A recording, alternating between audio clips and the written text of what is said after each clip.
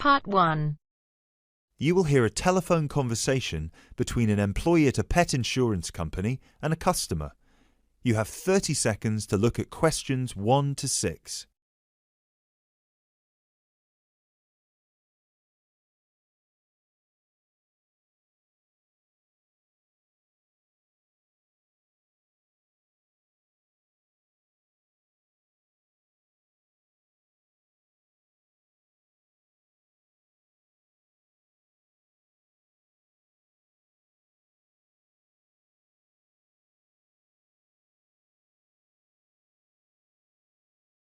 Pet Protect UK, how can I help?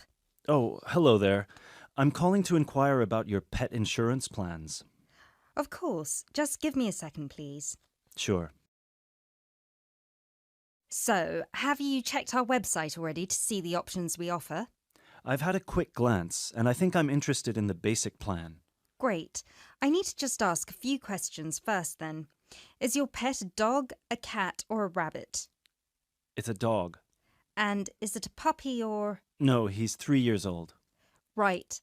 May I ask, has your dog been insured before? I just adopted him from the rescue center last week, and I think he'd been there a while, so I doubt it. OK, so you've had him for a week then? That's correct.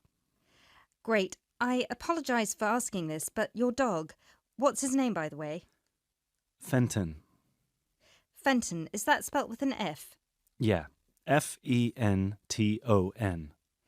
Great. Thank you for that. So, according to the rescue centre, has Fenton ever attacked, bitten or been aggressive towards a person or another animal? No, not at all. Excellent. And is he a guide dog or… No, just a house pet. Great. And you said he's 3 years old. Do you know the exact date of birth? Oh, yes, it's on the adoption certificate. Just give me a sec. It's May 19th, 2013. And do you know, has Fenton been neutered? Yes, he's been castrated. Excellent. And final question, what type of dog is Fenton? Is he a pedigree, a crossbreed or a mixed breed? A crossbreed, I think. Right, crossbreed… Wait, sorry. What's the difference between the three? A pedigree is a dog whose parents are of the same breed. A crossbreed is from 2 different breeds, while a mixed breed is 3 or more. Then he's a mixed breed. Sorry about that. Right, no worries. So, could I take your full name, please? My name is Peter Pischinger. That's Pischinger. Right, thank you for that. And what's your address? That's 27 Cherry Drive, NW8 3HD. 3HD. And finally, a telephone number, please. 020-3634-7957. Thank you.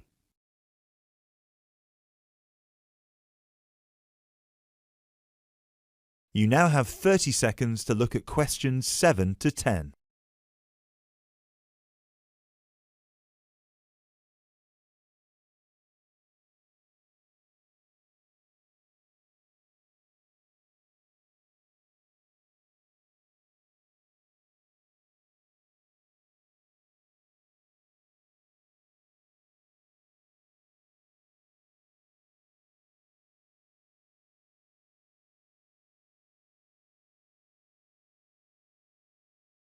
Now, you said you were interested in the basic plan. Is that correct?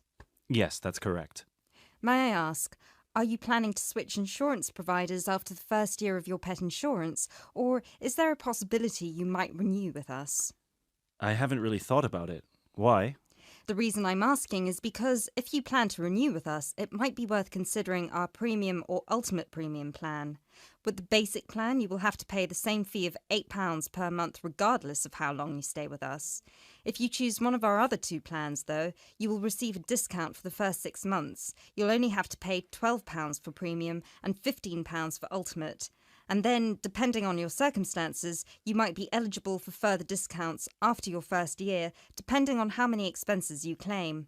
If you claim less than £300, you'll have to pay the same as for the basic plan, but receive the cover provided by the premium plan. Huh. Is that something you might be interested in?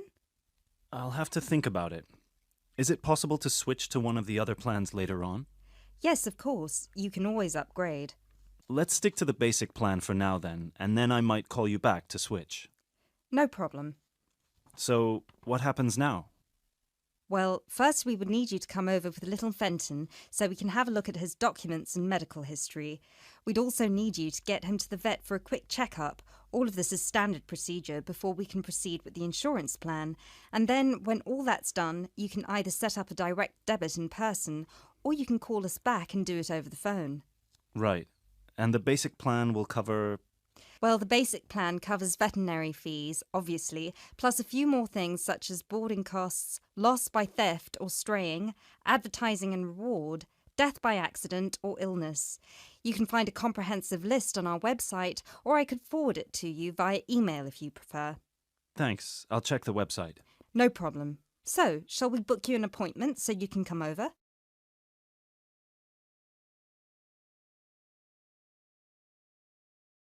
That is the end of part 1. You now have half a minute to check your answers.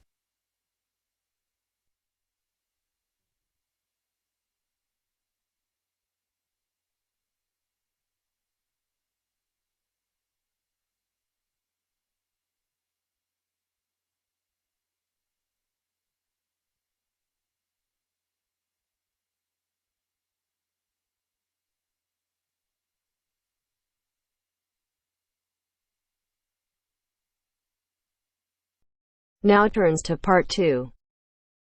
Part 2. You will hear a speech given by the head of a company to some new employees.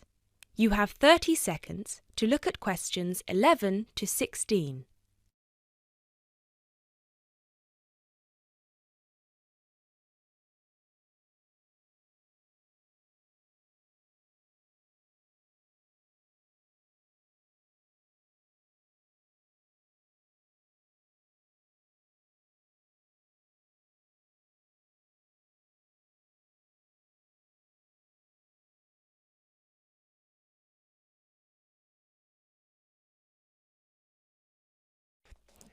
First of all, a warm welcome to Barker's Country Safaris. We're delighted to have you all on board for this season. I know you've all been told a bit about the company when you had your job interview, but I thought it would be worth telling you a bit more about ourselves. Barker's was set up 10 years ago by myself, John, and my then girlfriend and now wife, Nancy. We started it initially just as a hobby. We felt that there was a good opportunity to share our love of the countryside in this part of the world with the many visitors who come here. As you know, most people come for the beaches in the summer, but there is so much more to the region, and this is what we wanted to exploit. Nancy and I were born near here, and as teenagers we went climbing, kayaking, whitewater rafting, potholing, and just straightforward walking. This district is in our blood, and we love it. While we were still at university, we started taking small groups of visitors out into the national park in Nancy's brother's old Land Rover. We'd drive them around the back lanes and into the forest. We'd also organise rock climbing tours for friends of friends. Then, each year, without us having to advertise, people came back to us to ask for more excursions and trips. So, 5 years ago, we gave up our other jobs to focus full-time on Barker's Country Safaris. Now, 2 years after that, we set up the activity tour part of the business, and 1 year ago, we expanded into organising activities for school groups during term time. Obviously, this was a massive challenge with all the health and safety requirements, but it's proving a great success.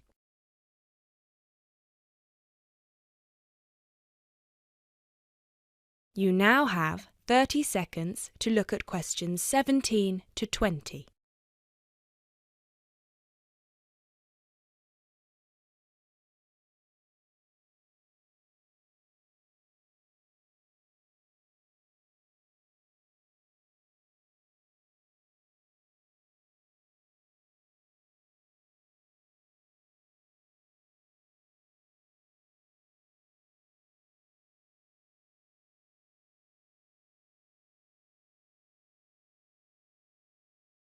Anyway, we'll certainly not be dealing with school parties during the summer holidays. Our clients for the next 3 months are mostly family parties or groups of friends, and I'd like to talk a bit now about the tours we offer and what your responsibilities will be. Our most popular excursion is the Woodland Tour and Trail. Now, often this is sold out and we have all of our 10 jeeps in convoy with 8 people in each jeep. It's a lot of fun. These tours really offer a taster of what we can provide. So as both driver and guide, it is important that you do a good job here so they come back for the bigger tours. I will talk about the commission package later. As the summer days are so long, we have 3 tours each day, but you will not be expected to work on more than 2 of them. Morning tours start at 8 a.m. and go to midday. Afternoon tours are from 2 p.m. to 6 p.m. and then evening ones 7 p.m. to 11 p.m. All the tours follow the same route and you should have made yourselves familiar with all the key information. This was provided to you in the information pack you were sent when you accepted the job offer. This is important, so if you haven't had time yet, please do so now. Our second most popular tour is the Family Exclusive. Now, this tour is for the whole day and for only one group. Usually it is just one jeep, but sometimes there are 2 if the party is large. These tours go from 10 a.m. till 5 p.m. and include lunch at the Brown Bear in Lower Middleton. We have a number of different routes for these tours as we don't want our premium clients being made to feel that they are part of a large package deal. You will be told which route to take with your weekly schedule. Now, I'd like to move on to these specialty tour packages. These are the ones that we're keen to book people on once they've done the Woodland Tour and Trail trip.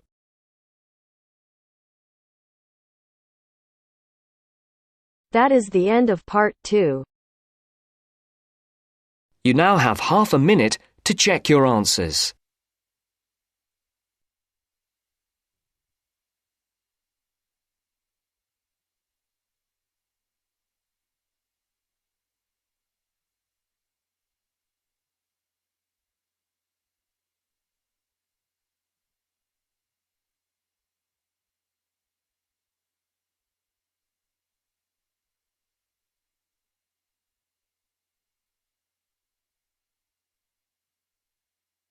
Now turns to part 3. Part 3. You will hear a conversation between 3 students who are preparing a presentation. First, you have some time to look at questions 21 to 25.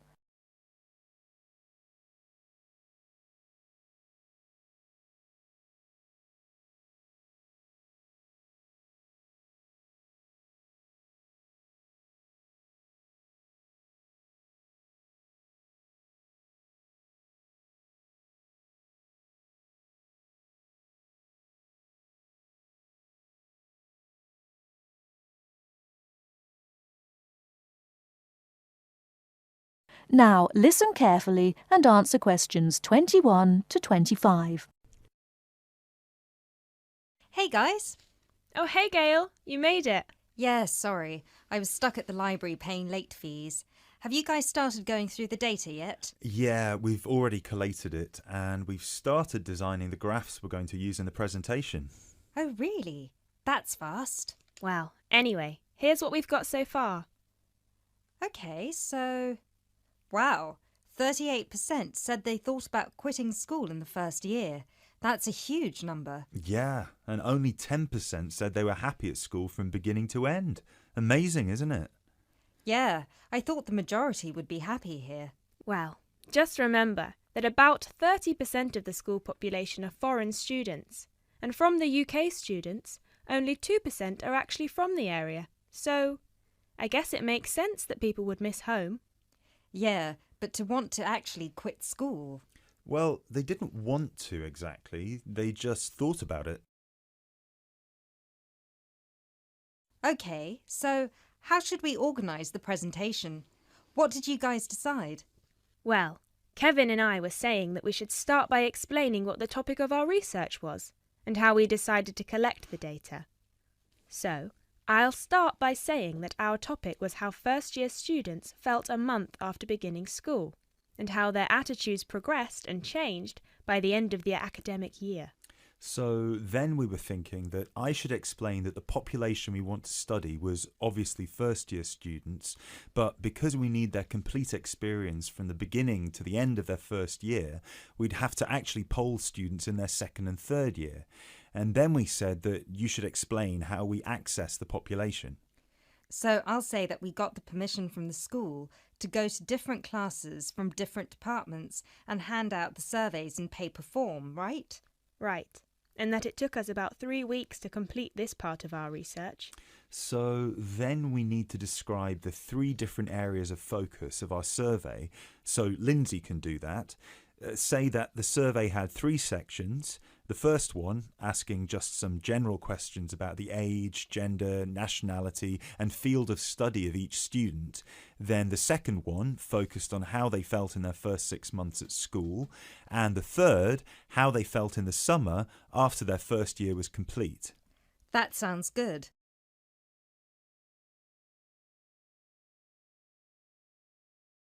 You now have 30 seconds to look at questions 26 to 30.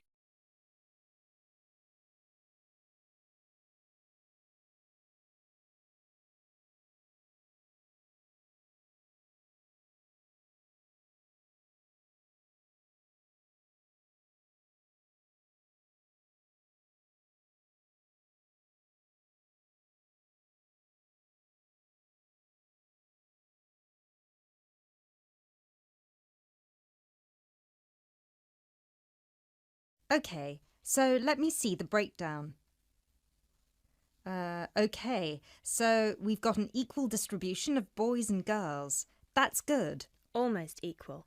51% of the participants were boys, the rest were girls. Right, and 70% of the participants were British, while the other 30% were... 10% were from America and Asia, 2% were from Africa, and 18% were European. We had a small number of Australians as well, 0.03%, so I guess Europeans were 17.97% if you want to be precise. Which we should.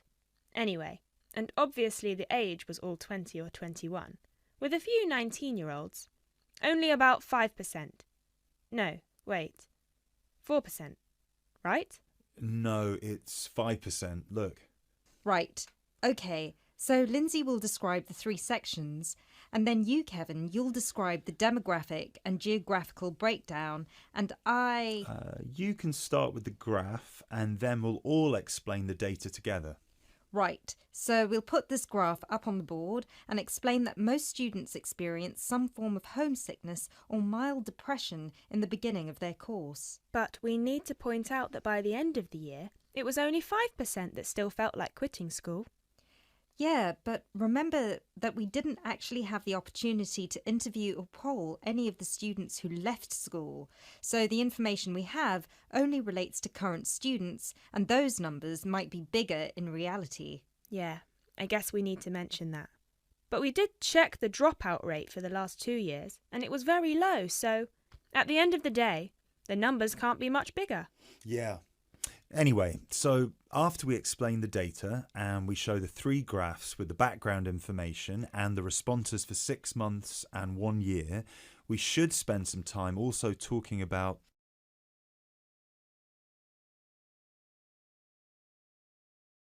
That is the end of part 3. You now have half a minute to check your answers.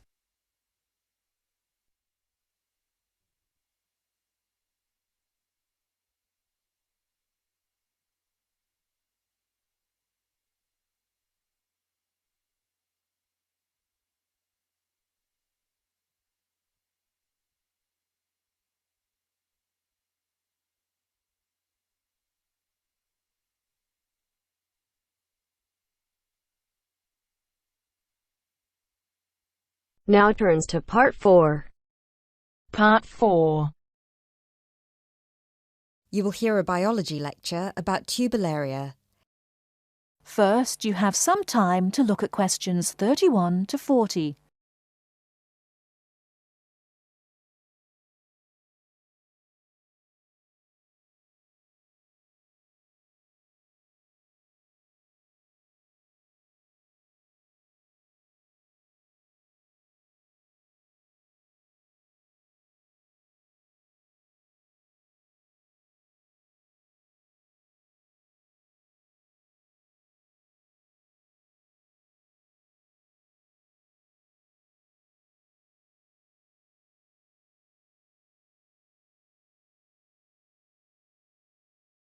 Now, listen carefully and answer questions 31 to 40. Hello, everyone. I'm glad so many people have shown up here today to hear about these fascinating little creatures called the Turbellaria. My name is Dr. Baker, and I've spent 20 years researching thousands of different species of platyhelminths, what are commonly known as flatworms, both free-living and parasitic. So there are a lot of things I could tell you about these extremely interesting invertebrate, but I will try to keep it short. Turbellaria are unique amongst flatworms in 3 ways. The first one is that, unlike 80% of all platyhelminths, Turbellaria do not need to secure nourishment from a living source. This means that they do not generally parasitize a host, but are instead found living freely in the environment. So, no need to worry about any of these little samples I've got here escaping and causing havoc. The second way in which they're different is that they are, well, they're incredibly simple. And by simple, I don't mean in terms of structure, as their structure is indeed quite complex, and I'll get to that later. By simple, I mean that they're not the brightest bulbs in the box. Flatworms in general are not known for their cognitive abilities, especially when compared with other invertebrates such as cuttlefish or octopuses or even insects. But amongst flatworms, Turbellaria are by far the most primitive of the bunch. Finally, and this is a direct result of the first thing I mentioned, Turbellaria tend to have a much more complicated sensory system in their head region. This includes a set of eyes with receptors that can detect light, as well as chemical sensory organs that assist Turbellaria in locating food. Obviously, as other flatworms receive nutrition directly from their host, they have no need for this. Despite these 3 differences, however, Turbellaria are quite similar to other flatworms in all sorts of other ways. First of all, as their name suggests, they're incredibly flat, which allows them to hide under stones. They're symmetrical on both sides, and they don't have a body cavity. They also don't have any specialized respiratory, skeletal, and circulatory systems.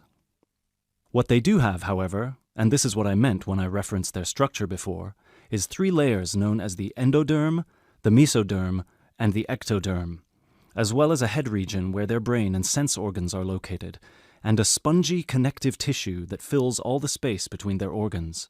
Finally, like most species of flatworms, they're hermaphrodites. This means that a single flatworm has a set of each gender. But don't take this to mean they reproduce alone. Their preferred method of reproduction is called cross-fertilization, which means that each flatworm fertilizes the other. I mentioned before that most flatworms need a host, but Turbellaria feed from the environment. So what do they feed on? Most Turbellaria can be found either in fresh or salt water, and they feed on small insects, microscopic matter, and crustaceans. They will pretty much eat anything they find. They have no preference on whether their food is living or dead. Also, and this is the most remarkable part about their eating habits, if they ever find themselves in a situation where food is scarce, they might also feed on themselves. That's right, they'll start eating their own body, starting with the least essential muscles and organs and working their way up. They will shrink in size until they're able to find food again, at which point they'll begin to regenerate everything they've lost. One final thing about food, and apologies in advance if I disgust you, Turbellaria don't possess an anus, which means that their mouth, which is a muscular opening on the underside of their body, has to serve as one. Before I finish this presentation, one more thing you've probably heard before but weren't sure if it was a myth or not. I mentioned already that Turbellaria can reproduce on their own, But there's a second method they can use, which is known as fission. Now, as a child, you were probably told that if you cut a worm in half, it will grow into 2 new worms. That's not entirely true, but flatworms are not worms exactly, and they do have the ability to regenerate by splitting into 2, perhaps even more smaller parts, at which point each part regrows the missing organs and becomes a brand new turbularian. Now, this is extremely important for us, and this is how I'd like to close this presentation. Because their ability to regenerate endlessly makes them virtually immortal, and it might open pathways to regeneration in human cells or slowing the human aging process, which is why scientists like myself have been studying these unique creatures, hoping to get some answers. Thank you for listening, and please come along to see me and my samples if you have any further questions.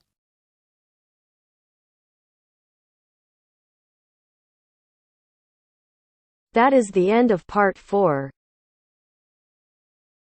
You now have half a minute to check your answers.